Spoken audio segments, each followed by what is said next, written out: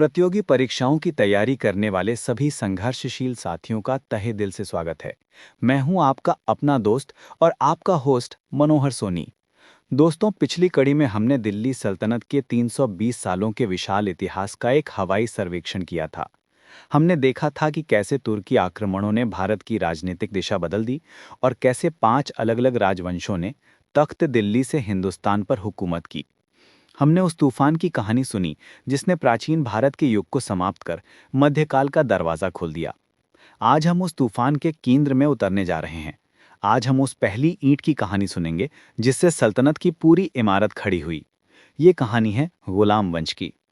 दोस्तों, गुलाम शब्द सुनते ही हमारे मन में बेबसी, लाचारी और जंजीरों में जकड़े हुए इंसान की तस्वीर उभरती है। लेकिन इतिहास का ये अध्याय हमें बताता है कि कभी-कभी यही गुलाम अपनी योग्यता, वफादारी और तलवार के दम पर तकदीर को पलट देते हैं और सुल्तान बन जाते हैं। ये उन लोगों की कहानी है जिन्हें बाजारों में खरीदा और बेचा गया, लेकिन जिन्होंने अपनी काबिलियत से एक विशाल साम्राज्य की नींव रखी। ये कहानी है कुतुबुद्दीन ऐबक की, जो गोरी का गुलाम था पर दिल्ली सल्तनत का पहला सुल्तान बना। ये कहानी है इल्तुतमिश की, जो खुद एक गुलाम का गुलाम था, लेकिन अपनी दूरदर्शिता से सल्तनत का वास्तविक संस्थापक कहलाया। ये कहानी है रज़िया की, जिसने पुरुषों के वर्चस्व वाली दुनिया में तख्त पर बैठकर इतिहास रचा। और ये कहानी है बलबन की, जिसने सुल्तान के पद की गरिमा को फिर से स्थापित करने के लिए रक्त और लौह की नीति अपनाई। तो चलिए, अपनी इतिहास की मशाल को और तेज कर लीजिए और मेरे साथ चलिए दिल्ली सल्तनत के शुरुआती और सबसे चुनौतीपूर्ण दौर में। हम जानेंगे कि कैसे इन शासकों ने एक नवजात सल्तनत को बाहरी आक्रमणों और आंतरिक विद्रोहों से बचाया और इसे एक मजबूत आधार प्रदान किया। गुलाम वंश या मामलुक वंश, स्लेव डायनेस्टी और मामलुक डायनेस्टी। दोस्तों, इस अध्याय को शुरू करने से पहले एक छोटा सा स्पष्टीकरण। इस वंश को पारंपरिक रूप से गुलाम वंश कहा जाता है, लेकिन कई इतिहासकार इसे मामलुक वंश कहना ज्यादा पसंद करते हैं। मामलुक एक अरबी शब्द है जिसका अर्थ होता है स्वतंत्र माता पिता से उत्पन्न गुलाम। ये साधारण गुलामों से अलग थे, जिन्हें विशेष रूप से सैन्य सेवा के लिए प्रशिक्षित किया जाता था और अक्सर सुल्तान उन्हें आज़ाद कर देते थे। इस वंश के संस्थापक ऐबक, इल्तुतमिश और बलबन तीनों ही अपने जीवन की शुरुआत में मामलुक थे। ये वंश 1206 से 1290 तक यानी लगभग 84 वर्षों तक चला। चलिए अब इस वंश के प्रमुख सुल्तानों की कहानी एक एक करके जानते हैं। एक, सल्तनत का संस्थापक कुतुबुद्दीन ऐबक। शासनकाल 1206 से 1210 ईस्वी। कहानी की शुरुआत होती है मोहम्मद गोरी के सबसे भरोसेमंद गुलाम कुतुबुद्दीन ऐबक से। तुर्किस्तान में जन्मे ऐबक को बचपन में ही निशापुर के काजी ने खरीद लिया था। वहां उसने कुरान पढ़ना और तीरंदाजी घुड़सवारी सीखी। बाद में उसे मोहम्मद गोरी ने खरीद लिया। अपनी योग्यता और वफादारी से वो जल्दी ही गोरी का सबसे प्रिय सेनापति बन गया। गोरी के प्रतिनिधि के रूप में तराइन के दूसरे युद्ध के बाद गोरी ने ऐबक को भारत में जीते हुए प्रदेशों का सूबेदार नियुक्त किया। 1992 से 1206 तक ऐबक ने गोरी के नाम पर दिल्ली, अजमेर, मेरठ, बिहार और बंगाल के कई क्षेत्रों पर विजय प्राप्त की।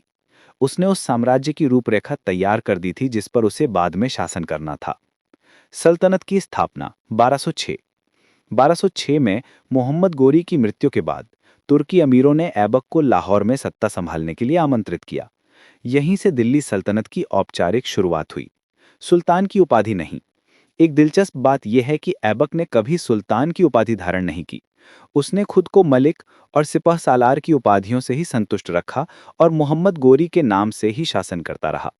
उसने अपने नाम के सिक्के भी नहीं चलवाए। ऐसा उसने शायद इसलिए किया क्योंकि वो कानूनी रूप से अभी भी एक गुलाम था और उसे 1208 में गोरी के भतीजे से दासता मुक्ति का पत्र मिला। राजधानी लाहौर। ऐबक ने कभी दिल्ली से शासन नहीं किया। उसकी राजधानी लाहौर थी। वो अपने छोटे से शासनकाल में दिल्ली सल्तनत को संगठित करने और विद्रोहों को दबाने में ही लगा रहा। उदारता के लिए प्रसिद्ध। ऐबक अपनी दानशीलता और उदारता के लिए बहुत प्रसिद्ध था। वो लाखों में दान देता था, जिस कारण उसे लाख बख्श यानी लाखों का दान देने वाला की उपाधि दी गई। वास्तुकला में योगदान। ऐबक एक महान निर्माता भी था। उसने 2 प्रसिद्ध मस्जिदों का निर्माण शुरू करवाया। कुव्वत उल इस्लाम मस्जिद, दिल्ली। ये दिल्ली सल्तनत द्वारा निर्मित पहली मस्जिद थी जिसे 27 हिंदू और जैन मंदिरों के मलबे पर बनाया गया था, जिसके प्रमाण आज भी देखे जा सकते हैं। 2.5 दिन का झोपड़ा। अजमेर ये मूल रूप से एक संस्कृत विद्यालय था जिसे तोड़कर मस्जिद में बदल दिया गया। उसने सूफी संत ख्वाजा कुतुबुद्दीन बख्तियार काकी की याद में दिल्ली में कुतुब मीनार का निर्माण कार्य शुरू करवाया, लेकिन वो केवल इसकी पहली मंजिल ही बनवा सका। आकस्मिक मृत्यु 1210। 1210 में लाहौर में चौगान यानी आधुनिक पोलो खेलते समय घोड़े से गिरकर उसकी मृत्यु हो गई। उसकी आकस्मिक मृत्यु ने नवजात सल्तनत को एक अनिश्चितता के दौर में ढकेल दिया। 2. सल्तनत का वास्तविक संस्थापक शमसुद्दीन इल्तुतमिश, शासनकाल 1211 से 1236 ईस्वी। ऐबक की मृत्यु के बाद उसका अनुभवहीन पुत्र आराम शाह गद्दी पर बैठा, लेकिन दिल्ली के तुर्की सरदारों ने उसे अस्वीकार कर दिया और बदायूं के गवर्नर इल्तुतमिश को सुल्तान बनने के लिए आमंत्रित किया। इल्तुतमिश ऐबक का गुलाम और दामाद था। उसने आराम शाह को हराकर दिल्ली की गद्दी पर कब्जा कर लिया। इल्तुतमिश को ही दिल्ली सल्तनत का वास्तविक संस्थापक, रियल फाउंडर माना जाता है। क्यों? क्योंकि ऐबक ने तो केवल नींव रखी थी, लेकिन उस नींव पर सल्तनत की मजबूत इमारत खड़ी करने का काम इल्तुतमिश ने किया। उसने उन सभी समस्याओं का समाधान किया जो ऐबक छोड़ गया था। इल्तुतमिश की प्रमुख उपलब्धियां: राजधानी का स्थानांतरण। सबसे पहले उसने राजधानी को लाहौर से दिल्ली स्थानांतरित किया। इस एक कदम ने दिल्ली को आने वाली कई सदियों के लिए भारत की सत्ता का केंद्र बना दिया। प्रतिद्वंद्वियों का दमन। उसने अपने 2 प्रमुख प्रतिद्वंद्वियों, ताजुद्दीन यल्दौज, गजनी का शासक, और नासिरुद्दीन कुबाचा, मुल्तान और सिंध का शासक, को पराजित कर सल्तनत को एक स्वतंत्र अस्तित्व प्रदान किया। उसने बंगाल और बिहार के विद्रोही शासकों को भी फिर से अपने अधीन किया। मंगोल संकट से बचाव 1221।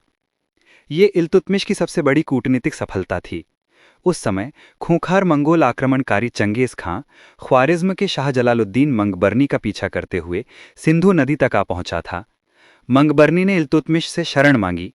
इल्तुतमिश ने बड़ी चतुराई से ये कहकर शरण देने से मना कर दिया कि दिल्ली की जलवायु आपके अनुकूल नहीं है। इस तरह उसने चंगेज खां के संभावित विनाशकारी आक्रमण से दिल्ली सल्तनत को बचा लिया। सुल्तान पद की वैधानिक स्वीकृति।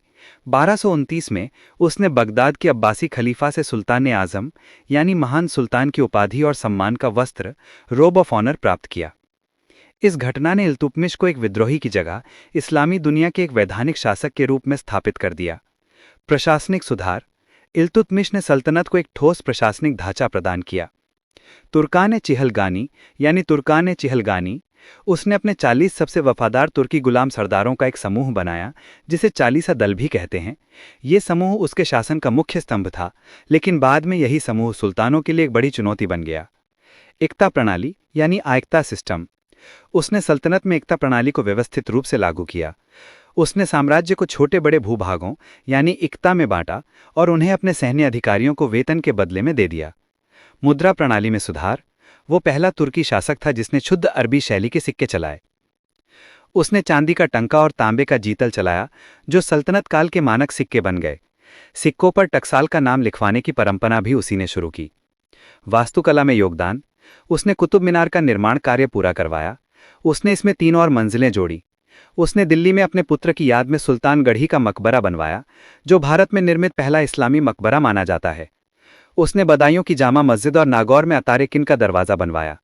1236 में इल्तुतमिश की मृत्यु हो गई, लेकिन मरने से पहले उसने अपने अयोग्य पुत्रों की जगह अपनी योग्य बेटी रजिया को अपना उत्तराधिकारी घोषित कर एक अभूतपूर्व कदम उठाया। 3. तख्त दिल्ली पर एक महिला, रजिया सुल्तान। शासनकाल 1236 से 1240 ईस्वी। इल्तुतमिश की इच्छा के बावजूद तुर्की सरदारों को एक महिला के अधीन काम करना मंजूर नहीं था। उन्होंने उसके बेटे रुकनुद्दीन फिरोज को गद्दी पर बिठा दिया, लेकिन रुकनुद्दीन एक विलासी और अयोग्य शासक था। तब दिल्ली की जनता के समर्थन से रजिया ने रुकनुद्दीन को हटाकर तख्त पर कब्जा कर लिया। वो दिल्ली सल्तनत और भारत की पहली और एकमात्र मुस्लिम महिला शासिका बनी। रजिया की चुनौतियां और पतन। एक कुशल शासिका। रजिया में एक महान शासक के सभी गुण थे। वो साहसी, बुद्धिमान और न्यायप्रिय थी। उसने पुरुषों की तरह पोशाक यानी कुबा और कुलाह यानी कोट और टोपी पहनना शुरू कर दिया, पर्दे का त्याग कर दिया और खुले दरबार में बैठकर शासन करने लगी।